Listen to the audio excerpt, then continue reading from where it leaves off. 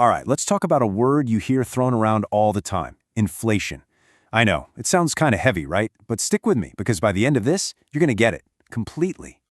Let's kick things off with something you've probably felt. Ever look at your wallet and just think, wait, where did my money go?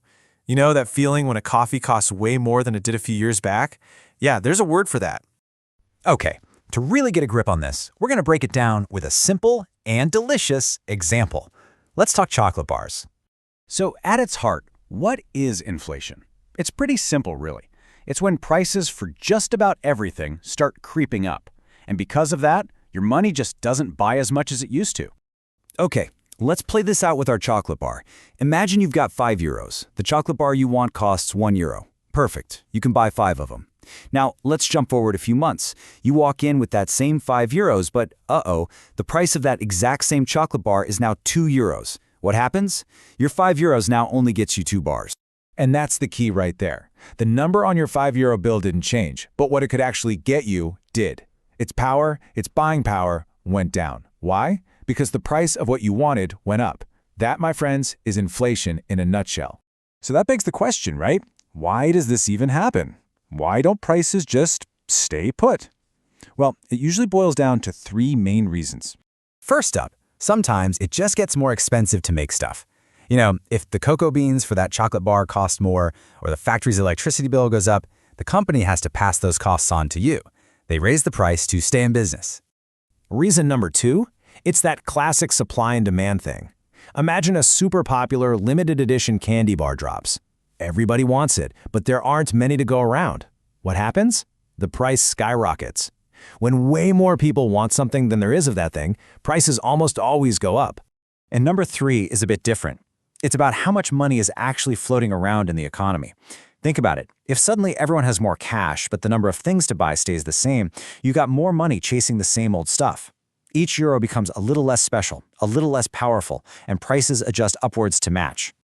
Okay, so far it probably sounds like inflation is the big bad wolf, right? I mean, your money buys less. What's good about that? Well, you might be surprised to hear that it's not always a bad thing. It's all about a balancing act.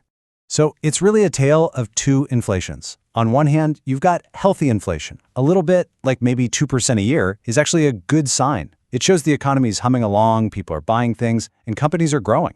But on the other side, you've got high inflation. That's when things get tough. Prices start rising way faster than our paychecks, and that's when you really feel the pinch.